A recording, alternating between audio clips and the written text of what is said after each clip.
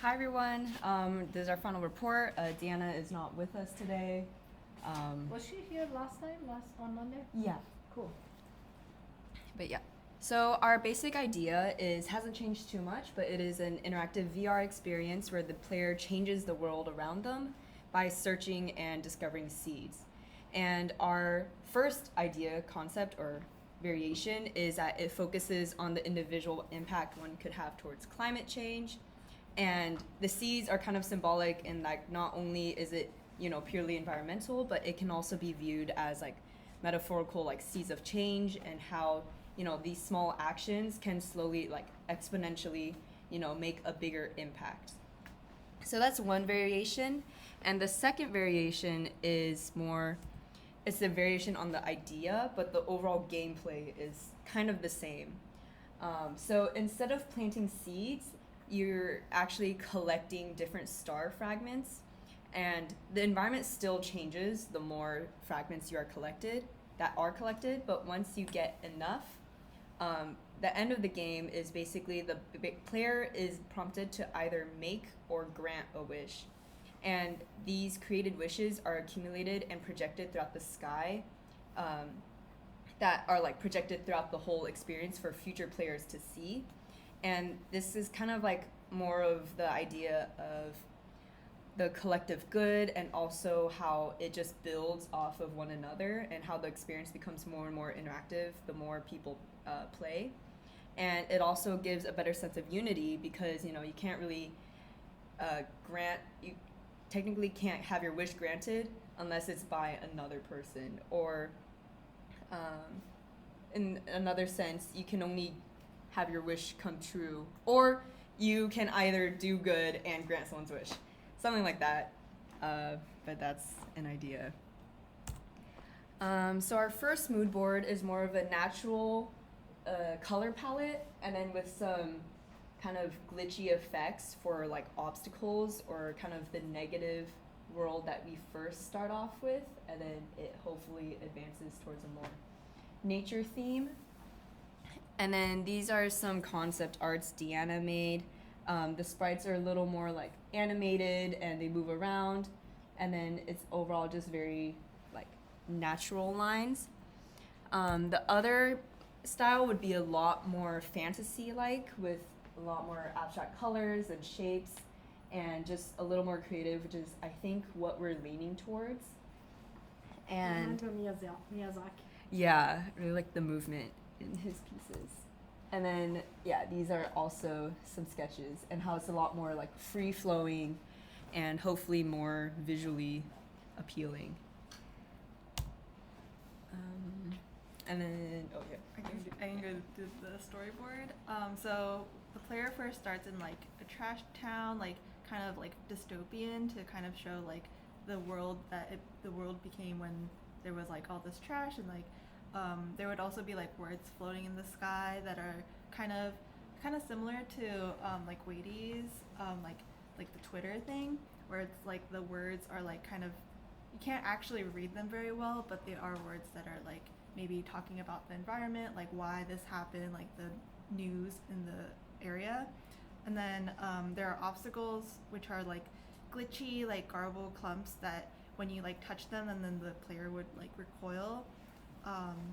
And then also the player has to follow like shooting sapling objects, so they're like shooting stars, but when you get to them, then they are actually like saplings. And then once the player approaches them, then you would plant them. And then whimsical trees would grow from the seeds, and then the environment would clear up once they plant seeds, and then it becomes more like fantasy-like as the seeds are planted. And then we are planning to use Unity and VR, and yes, and then Deanna has a VR headset that we can use to help us with like testing it. We also potentially want to use Maya and Blender for the custom 3D models, or also look up assets on the Unity Asset Store or just like online. And then some possible roadblocks. We are all pretty inexperienced with Unity and the overall VR process, and we are also a little bit concerned about if like version control would be an issue when we're collaborating. Yeah, I will help you once I know everybody what they want to use.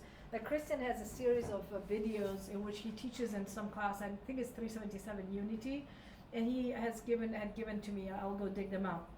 All these videos. I also want to ask for Paul Elias.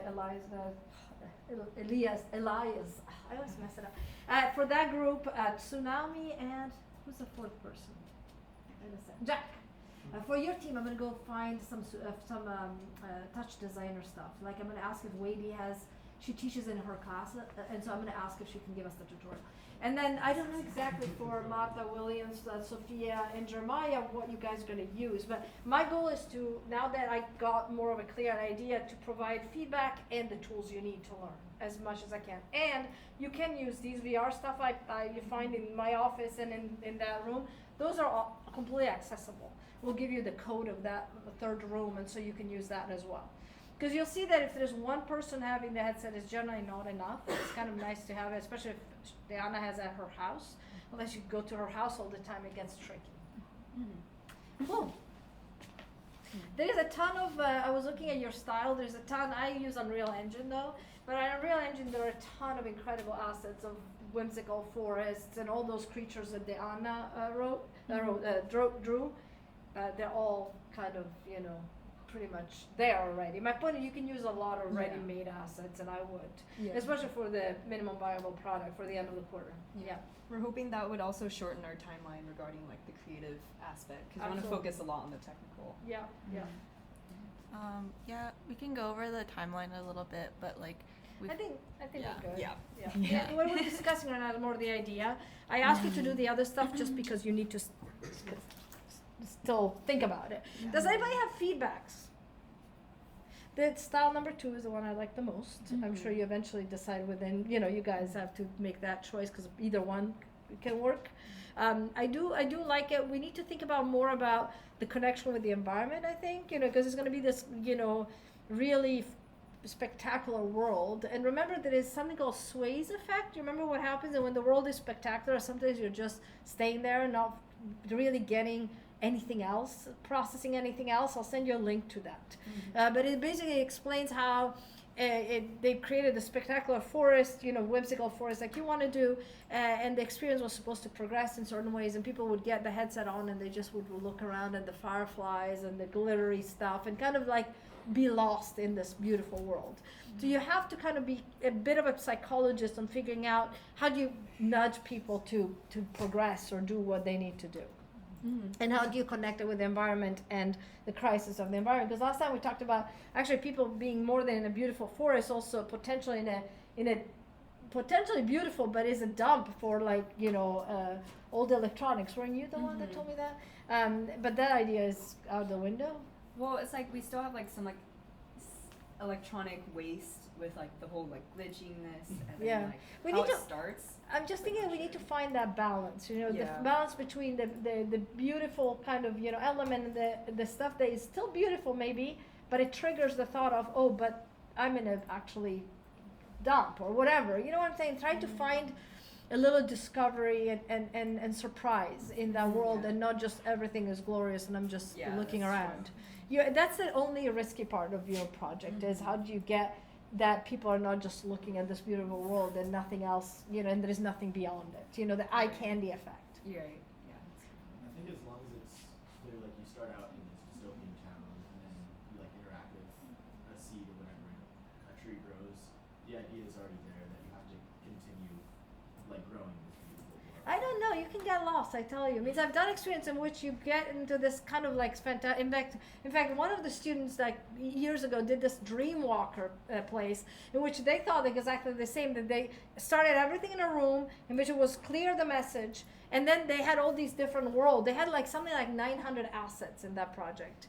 And you would go through these different worlds. One was an upside down city. One was this forest in which the trees would collapse over you. They were challenging the laws of physics as well. That was beautiful. But because of the challenge of the law of physics and everything else, you honestly forgot completely what happened in the room at the beginning. You know what I mean? So they had to actually remind people of the room by putting these white doors that you would have to kind of chase after that would kind of bring back the mission, the original mission. And I have that experience. In fact, it's on my Alienware. We can all, play with it. Maybe you should. But my point is that it's really tricky to find that balance in which you send a message, but then if everything is beautiful, you kind of lose track of that initial message because there's so much that is kind of, being absorbed. That's the tricky part. I'm not saying you won't succeed. I'm just saying keep that in mind. Okay, thank you. All right, the next team I think is Anna, Gabriel. Sorry about messing up your names, guys. And